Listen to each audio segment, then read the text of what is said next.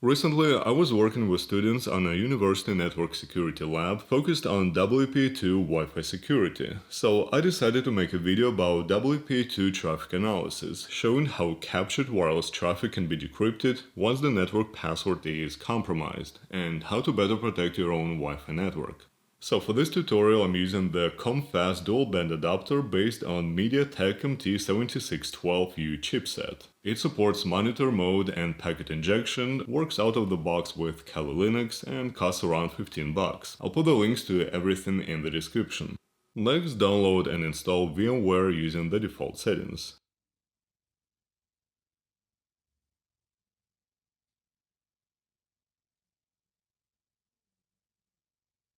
Then download the official Kali Linux VMware image and extract it.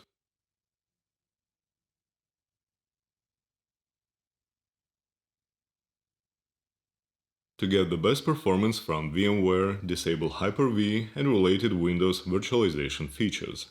Open Turn Windows Features on or off, uncheck Hyper-V, Virtual Machine Platform, and Windows Hypervisor Platform. Then restart your computer. Start VMware, right-click inside the left panel, select Open, and choose the Kali Linux virtual machine you just downloaded. If prompted, upgrade the virtual machine to the latest hardware compatibility version.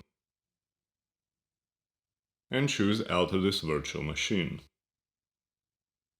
Then open the VM settings, allocate 4 or 8 gigs of RAM, set the USB controller to USB 3.2, enable 3D acceleration, increase the graphics memory to 1 gig, enable stretch mode,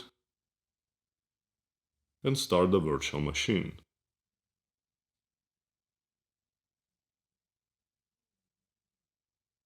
The default username and password are both Kali. Connect your Wi-Fi adapter. When prompted, select Connect to a virtual machine and click OK. You'll be prompted twice. Run iwconfig to verify that Kali detects the adapter. Next, enable monitor mode with the following command.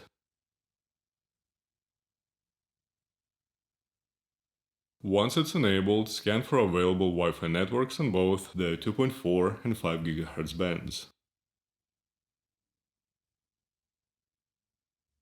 Once you've identified the target network, press Ctrl-C to stop scanning. Here's my test router. It's configured to use WPA2, which is still common on many Wi-Fi networks. The scan shows its channel, signal strength, and MAC address.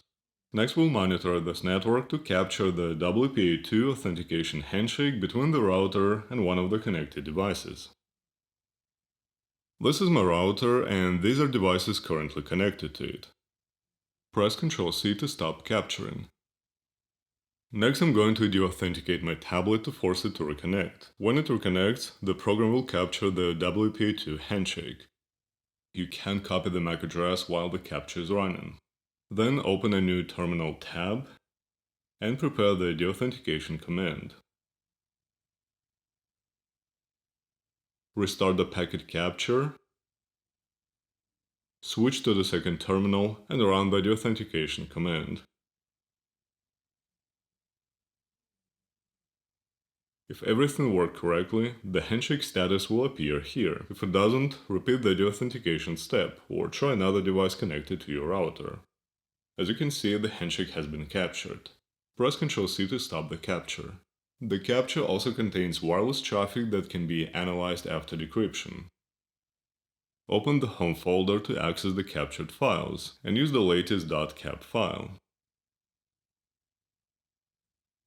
This is my router's BSS ID, this is my Wi-Fi network name, and this is the path to the word list. Kali Linux includes several password dictionaries. The most popular is rocky.txt, which contains millions of commonly used passwords. Run the command, and here's my router's password.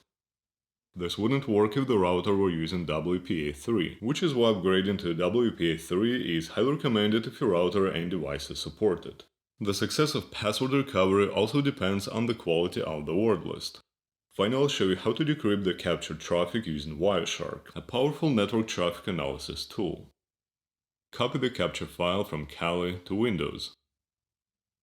In Wireshark, go to Edit, Preferences, Protocols, IEEE 802.11. Enable decryption and click Edit.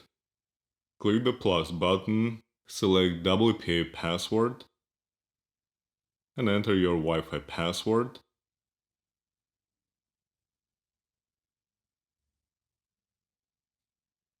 Followed by a colon and your Wi-Fi network name.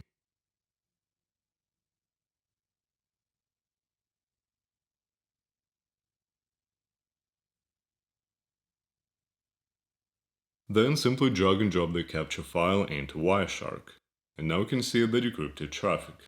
As you can see, WPA2 security depends heavily on password strength. Use a long, unique password, and switch to WPA3 whenever your router and devices support it.